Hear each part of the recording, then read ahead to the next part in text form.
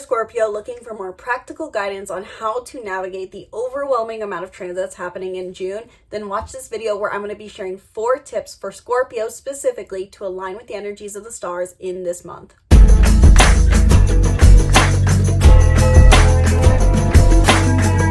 Hello my Scorpios, welcome back to the channel. I'm Isabel, your spiritual rebel friend, and today we are talking about your 4 tips for aligning with the energies of June of 2025. These tips are meant to give you practical guidance and a simplistic reminder of what is present in the month of June, because frankly, there's always an overwhelming amount of transits happening in the stars, and to track them all and note them all can be a lot. So this video is meant to be the distilled version of all the information that I've taken in personally about June and how it's going to affect you as your 4 simple reminders, action plans, game plan, your steps to take, but also things to contemplate. These are the 4 things I'd recommend you have basically on your mind or keep in mind in this month. And I would love to hear down in the comments below if this ends up helping you, if you want more tips in the future, less tips, if this is a video series you want me to continue in the next month, and if you like this more relaxed format, so to say, or if you prefer something much more linear, detailed with notes over the screen, and so on. So I would love your feedback afterwards. But last quick note before we go into your tips for the month is if you want to go deeper, book a reading down below. You know the spiel, 1 hour long. We can go into any and everything. This is all about giving advice and guidance, not just data. So if you're looking for advice and guidance, this is for you. Book down below or in the card up above. Now, with that all out of the way, let's dive into your tips for the month, starting off with the most basic. I wanted to actually talk about your traditional planetary ruler, Mars, is to focus on your career and your purpose projects. And I will elaborate on what that means, but in astrology, traditionally, Scorpio, sun, moon, and rising, sun dominantly, Mars rules over Scorpio. And so it is possible for Scorpios out there that they really heavily feel Mars transits, but also nonetheless, simply put, Mars tells us where we can best focus our physical energy. And so in this month, there is overall a focus for Scorpios on focusing your physical efforts into your career and projects. Do you have anything you're aspiring to? Do you have big visions that you're working towards? Do you have entrepreneurial pursuits? Do you have causes that you're serving? These things are somewhere to focus your physical efforts into, especially in the second half of the month. In the first half of the month, you're really focused on your career. And this is a very interesting differentiation, though the same. Overall, if I was going to paint this with a broad brush, or I think is the phrase, you know what I mean, you're really focusing overall on your career pursuits in general this month and your projects this month. But to refine it a bit further, in the first half of the month, you can really put your physical energy and efforts into your career so that you can gain better success and recognition, especially for your bold and authentic nature, doing things passionately, playfully, creatively in your career in the first half of the month until the 17th. And then from the 17th onward, focusing more on dedication to your projects, simplicity and systemization and practicality in your projects can be very rewarding. Try to make your tasks as simple as possible towards your big vision in the second half of the month. In the first half of the month, focusing on passion and play within your career and facing being seen in your career. You can gain more reward the more you put yourself in the spotlight in your career. So that's my first tip for you.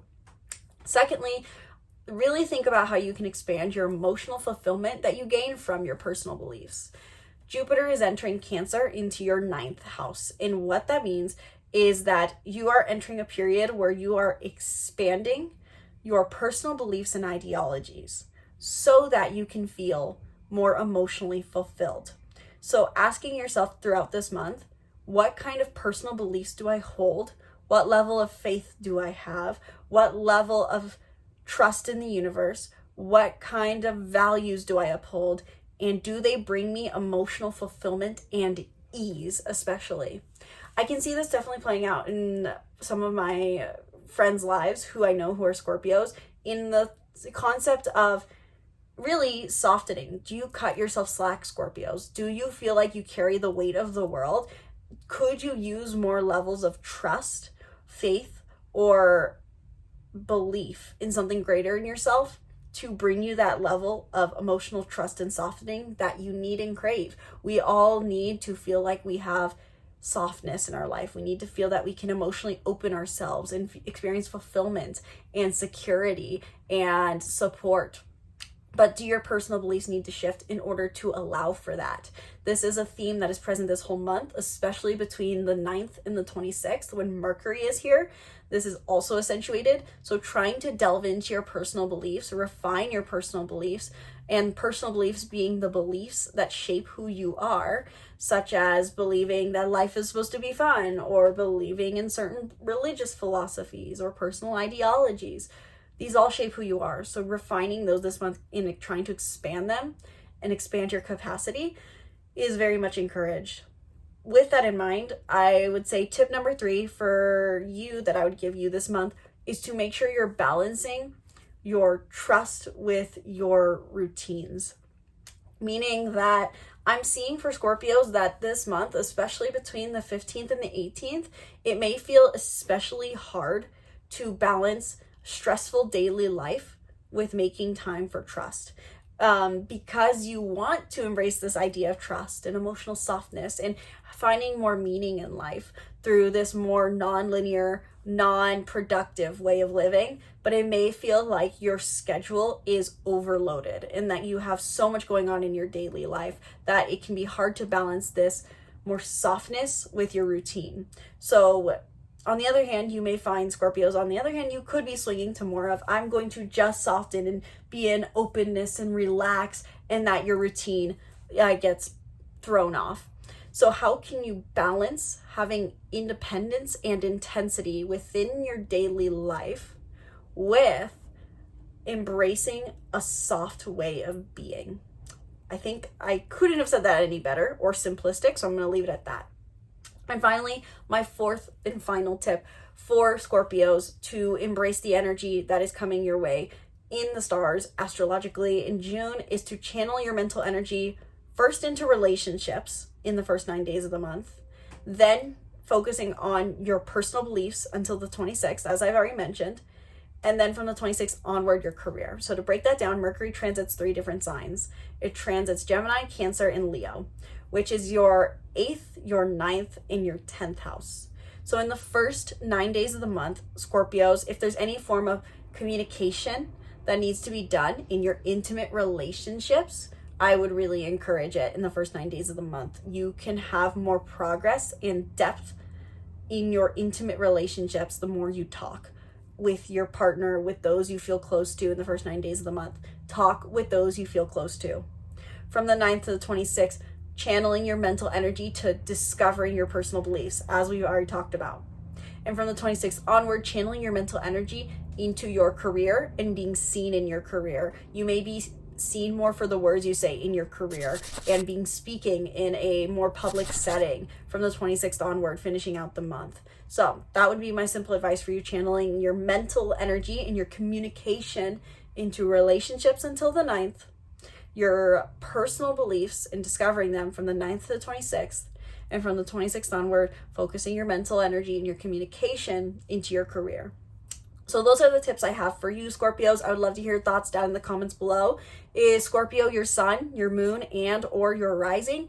Did these tips help you? Did they resonate for you? Does this simplify the data of astrology? Do you feel like anything was missing? Do you feel like you have a game plan coming into this month of June? I would love to hear your feedback down in the comments below. And be sure to subscribe to the YouTube channel. Stay tuned for more videos breaking down the stars and more.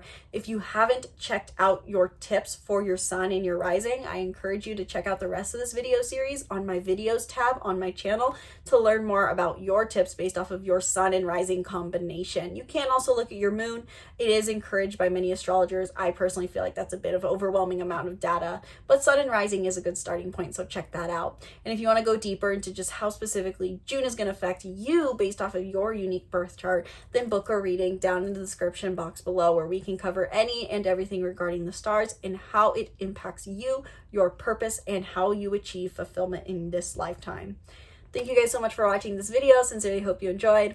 Once again, my name is Isabel, from my heart to yours. Namaste.